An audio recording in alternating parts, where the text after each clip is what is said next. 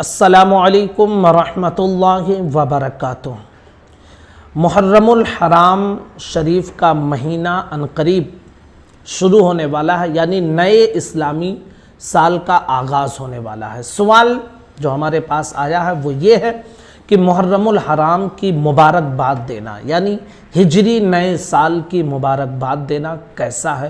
کچھ لوگ کہتے ہیں کہ نہیں دینا چاہیے، بدعت ہے، ناجائز ہے، حرام ہے، نہ جانے کیا کیا فتویٰ دیتے ہیں۔ تو کیا شریعت میں اس کی کیا اصل ہے؟ آج کی اس ویڈیو میں انشاءاللہ ہم اس مسئلے کو آپ کے سامنے کلیئر کریں گے۔ یاد رکھیے کہ نئے سال کی مبارکباد دینا، اب چاہے وہ ہجری نیا سال ہو یا عیسوی نیا سال ہو، یہ مباح ہے، یعنی آپ کریں گے تو بھی کوئی حرج نہیں کریں گے تو بھی کوئی حرج نہیں۔ اس کو مباح عمل کہا جاتا ہے، یہ سنت نہیں ہے، ٹھیک ہے۔ نئے سال کی مبارکباد دینا یہ مباح ہے، کوئی کر رہا ہے تو جائز، نہیں کرتا ہے کوئی گناہ نہیں ہے۔ اب جو لوگ یہ کہتے ہیں کہ مبارکباد دینا بدعت، ناجائز، حرام ہے، تو بھائی ان کا اپنا موقف ہے اور اپنے اعتبار سے وہ کہہ رہے ہیں، حالانکہ ان کے پاس کوئی دلیل نہیں ہے اس کے ناجائز حرام ہونے کی، وہ منہ میں آیا بکتے ہوئے چلے جاتے ہیں۔ حرام نہیں ہے، یہ جائز اور مباح ہے۔ مبارکبادی جو پیش کرتے ہیں نا، تو اس کا مقصد کیا ہوتا ہے؟ اس کا مقصد یہ ہوتا ہے، یعنی ایک خیر کا مقصد ہوتا ہے، خوشی دینا، خوشی لینا، دعائیاں دی جاتی ہیں، اور یہ کہا جاتا ہے کہ یہ سال اور اس کا ہر دن آپ کے لیے برکت والا بنے، آپ کے لیے بھلائی والا بنے، آپ کو خوشی ملے۔ یہی تو سب مبارکبادی میں یہی تو ہوتا ہے نا بھائی، کہ لوگ اچھی باتوں کا کہتے ہیں کہ آپ کو سال بھر میں یہ سکون ملے، یہ خوشی ملے، اسی کو مبارکبادی کہا جاتا ہے۔ اب محرم الحرام کے حوالے سے کچھ لوگ یہ کہتے ہیں کہ چونکہ اس مہینے ہی کی شروعات میں سیدنا عمر فاروق رضی اللہ تعالی عنہ کی شہادت کی بھی تاریخ ہے، اور اسی طرح نواسۂ رسول سیدنا امام حسین رضی اللہ تعالی عنہ اور آپ کے جملہ جو شہدائے کربلا ہیں ان کی شہادت کی بھی تاریخیں ہیں۔ تو کچھ لوگ یہ کہتے ہیں کہ یہ غم کا مہینہ ہے اور مبارکبادی خوشی پہ دی جاتی ہے، تو ایسا کیوں دیں گے؟ تو یہ یاد رکھیے کہ یہ جو مبارکبادی دی جاتی ہے نئے سال کے آغاز پر، تو اس کا صرف مقصد یہ ہوتا ہے کہ یہ جو نئے سال کی شروعات ہوئی ہے یہ آپ کے لیے مبارک ہو۔ ایسا نہیں کہ ہم امام حسین رضی اللہ تعالیٰ عنہ کی شہادت پر کوئی خوشی منا رہے ہیں، نہیں، کوئی خوشی نہیں منا رہے ہیں، وہ تو دل میں غم پیدا کرنے والی چیز ہے۔ ہم کوئی خوشی نہیں منا رہے ہیں، بلکہ ہم لوگوں کو یہ دعا دیتے ہیں کہ آپ کے لیے یہ نیا سال جو شروع ہوا ہے یہ آپ کے لیے مبارک ہو۔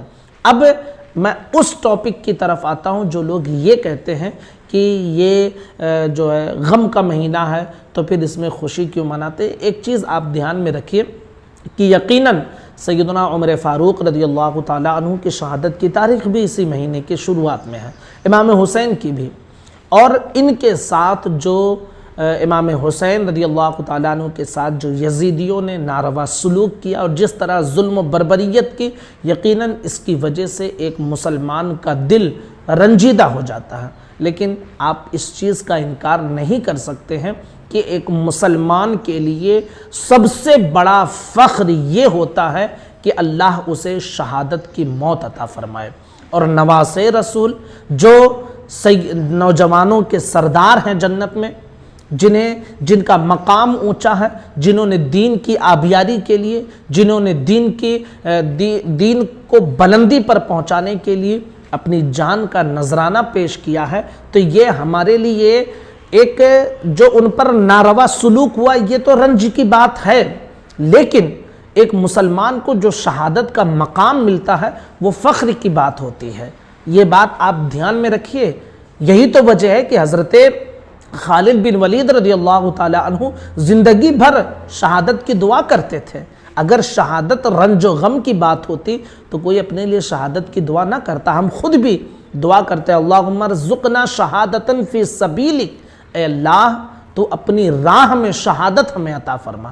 تو شہادت یہ رنج کی بات نہیں ہے، ہاں ان پر جو ناروا سلوک کیا گیا یہ یقیناً رنج کی بات ہے، لیکن ان کو جو شہادت کا مقام ملا ہے یہ رنج کی بات نہیں، یہ فخر کی بات ہے امام حسین رضی اللہ تعالیٰ عنہ کے لیے اور ان کے ماننے والوں کے لیے کہ اللہ رب العزت نے انہیں ایک ایسا امام عطا فرمایا ہے جنہوں نے دین کی آبیاری کے لیے اپنی جان، اپنے بچوں کے جانوں کا نذرانہ اللہ کی راہ میں پیش کر دیا ہے، اور انہوں نے یہ حق ادا کر دیا ہے کہ واقعی وہ نواسے رسول ہیں اور واقعی وہ جنتی جوانوں کے سردار ہیں۔ تو اس کمپیر کو لے کر آپ یہ کہیں کہ نئے سال کی مبارکباد دینا یہ غم کا مہینہ ہے، تو بھائی یہ درست نہیں ہوگا۔ مبارکبادی جو دی جاتی ہے وہ اس لیے دی جاتی ہے کہ یہ نیا سال شروع ہو رہا ہے اور نیا سال آپ کے لیے بہتر ہو، اور اس کا امام حسین رضی اللہ تعالیٰ عنہ کی شہادت یا عمر فاروق کی شہادت سے کوئی تعلق نہیں ہوتا، اور اگر تعلق جوڑے بھی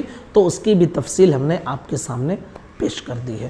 گزارش ہے اپنے تمام دوستوں ساتھیوں تک کلپ کو پہنچائیں، اور جس کے ذہن میں اس طرح کے ڈاؤٹ ہوں وہ اس ویڈیو کو سن کر کلیئر کر سکیں۔ السلام علیکم ورحمۃ اللہ وبرکاتہ۔